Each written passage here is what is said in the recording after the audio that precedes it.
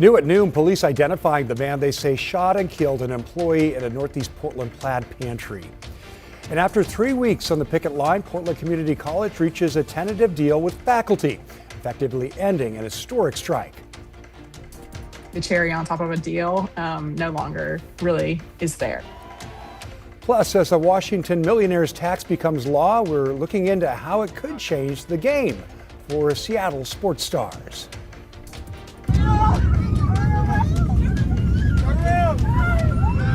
Plus, all caught on camera, the shocking moments a Delta flight's engine burst into flames.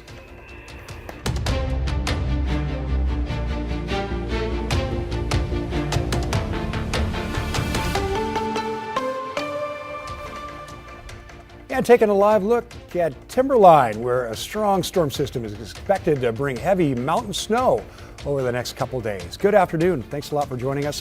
I'm Tim Gordon. Going to get right to meteorologist Rod Hill now, who's calling for a weather impact alert day, tracking it all. He's up on the weather deck. Hey, Rod. Yeah, thank you, Tim. This is the storm system that's on track to arrive first thing tomorrow morning. I'm up here on the deck, brought to you by Rick's Custom Fencing and Decking. We will touch on today's weather coming up later in the show, but I want to get you right to the winter storm warning issued from the National Weather Service. This is the purple color from the central and southern Oregon Cascades, including Mount Jefferson and down through the Three Sisters and Bachelor. The white is a winter weather advisory, which includes Mount Hood and then northward up through St. Helens and into the Washington Cascades. Again, this is for a storm that arrives first thing tomorrow morning and then continues into Thursday morning. Here's that Timberline live camera. They've actually picked up 2 inches of snow today, just some showery weather ahead of the storm. It's 31 degrees right now. Okay, so the question tomorrow is snow level is 4,000 feet in the morning, but it does fall to 2,500 feet Wednesday night into Thursday morning, and that's when the best bet of heaviest snow rates will be. So Tim, tomorrow during the day, travel may not be that bad. We're gonna be right on the edge. But I am projecting Timberline to pick up 12 to 18 inches, and again, Government Camp at least 6 inches with the coldest weather Wednesday overnight into Thursday morning. Impact alert for Portland for rain. We'll talk about that coming up in just a bit. Tim, back to you. Great, Rod. Thank you very much. See you soon. Well, new at noon, a legal challenge is already in the works over Washington's newly signed income tax law. According to our Seattle sister station, the Citizen Action Defense Fund and former Washington Attorney General Rob McKenna plan to file a lawsuit in the coming days challenging the constitutionality of the millionaire's tax. They argue it violates the state's constitution's ban on an income tax. McKenna says voters have said no to a state income tax 10 times. He says he believes this bill is bad for Washington residents and businesses. Also new at noon, Portland police have identified the man accused of shooting and killing a clerk at a Northeast Portland plaid pantry last Friday night. Police say 21-year-old Mikhail Payne is currently sitting in the Multnomah County Jail after turning himself in last night. Police say Payne shot and killed 57-year-old Ernesto Castellanos at the plaid pantry on Northeast 60th and Columbia. Ernesto just was an innocent, hardworking guy. He was gunned down and killed in his place of business. Payne is now facing multiple charges, including first-degree murder and robbery. He's set to be arraigned this afternoon in Multnomah County Court. Well, an historic strike in Oregon's history has come to a close. Portland Community College has reached a tentative deal with faculty, effectively ending a 3-week strike. The college tells KGW the deal includes a 2% cost of living adjustment this year and a 3% increase next year, along with a one-time lump payment. The union calls it a very strong contract and says it's thrilled to get back to its students, though members still need to ratify the agreement. Meanwhile, support staff reached a separate agreement last week.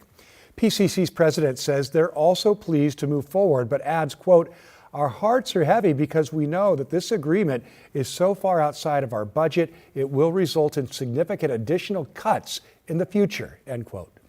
Most spring quarter classes are set to start next Monday. A state audit reports Vancouver Public Schools has enough cash for only 4 days of operations. The audit shows the school's ending general fund fell from more than $37 million in 2022 to just over $5 million in 2025. The district has turned to short-term financing, and earlier this month, the school board approved cutting 200 positions to balance the budget. The district says declining enrollment, rising operational costs, and inflation are all to blame for the budget shortfall. We're taking a live look from our Rose City Sky Cam over Moda Center, where the long-awaited sale of the Blazers to billionaire Tom Dundon has been finalized. The new ownership group calls itself Rip City Rising. The deal marks the first time since 1988 that the Trailblazers will not be owned by a member of Paul Allen's family. In a statement put out earlier today, Dundon wrote, "Today is the beginning of a new chapter for the Portland Trailblazers as we build on the legacy of this storied franchise. On behalf of our ownership group, my commitment to this tremendous fan base is that we are going to be relentless toward building a team that can compete at the highest level every single season." Thomas Schultz walks us through that deal. This deal is worth $4.25 billion, and it's expected to be completed in 2 stages. 80% of it will be finalized today. The new owners are an investment group led by Tom Dundon, who also owns the Carolina Hurricanes hockey team. The other 20% of the franchise will stay with Paul Allen's estate until 2028. We spoke to sports commentator John Canzano about the deal. He says we're seeing more and more deals like this one where it takes years for ownership to fully switch over. Clearly, Tom Dundon's group doesn't have the money. And if you have the money, you make this purchase in one chunk. But what we see more and more with NBA franchises, NFL franchises, is you're seeing large groups of 15 to 20 individuals that are coming together to buy these teams, and they're buying them in stages. Paul Allen's estate put the team up for sale in May of 2025. The deal with the Dundon ownership group was announced back in August. Now, Paul Allen's estate says all of the proceeds from this sale will go to charity. Outside the Moda Center, Thomas Schultz, KGW News.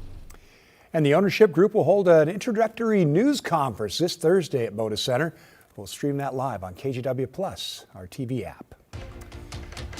Here's a look at some national headlines this afternoon. And new at noon, in an 8-1 ruling, Supreme Court justices have ruled against a Colorado law that sought to ban therapists from engaging in conversion therapy with LGBTQ youth. Justices say the law went too far in restricting a Christian therapist's right to free speech during talk therapy sessions. The court said the measure raises free speech concerns and sent the case back to a lower court to determine whether the law meets a strict legal standard. Experts say the decision could affect similar bans in more than a dozen states, including Oregon and Washington. As the longest partial government shutdown in U.S. history drags on, pay is slowly trickling in for TSA workers who have gone over a month without a paycheck.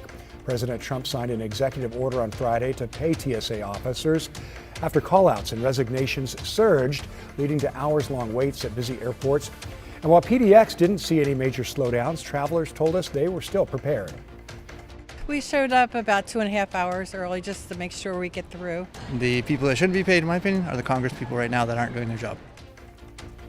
Congress remains gridlocked over the question of DHS funding. House Democrats say they won't give Republicans the votes needed unless Republicans commit to reforming Homeland Security, in particular ICE. Republicans say that's a non-starter.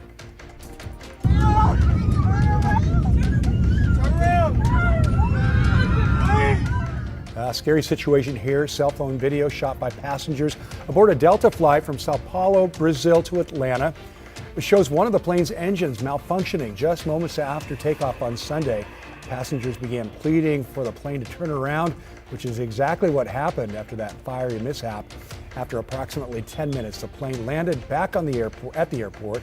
All 272 passengers and 14 crew members were evacuated safely. Well, this afternoon, the national average for gas is topping $4 a gallon, the highest it's been since 2022. This after both sides in the Iran war have been striking oil and gas targets. Now President Donald Trump is threatening Iran's civilian energy and water infrastructure. NBC's Alice Barr has the details. New images of war showing overnight explosions in the Iranian city of Isfahan and undated U.S. military strikes on Iranian vehicles and aircraft. We struck more than 11,000 targets. That as these new photos show a U.S. Air Force radar plane heavily damaged in an Iranian strike on an airbase in Saudi Arabia Friday. Several American service members were injured, according to 2 U.S. officials. The White House ramping up the pressure on Iran. Their best move is to make a deal, or else the United States Armed Forces has capabilities beyond their wildest imagination. That includes a threat from President Trump to target civilian infrastructure by obliterating Iran's power plants and oil wells and possibly water desalination plants if Tehran does not agree to demands by next week, including abandoning its nuclear ambitions. While on the Strait of Hormuz, President Trump said in a new post, U.S. allies should, quote, go get your own oil, saying the U.S. won't be there to help them anymore because he says they weren't there for us. It's not just the United States Navy.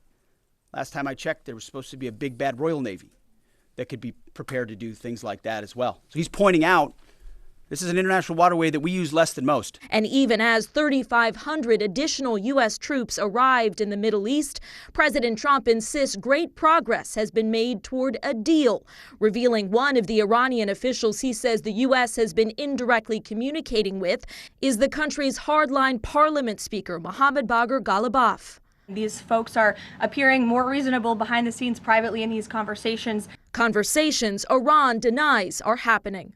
In Washington, Alice Barr, NBC News.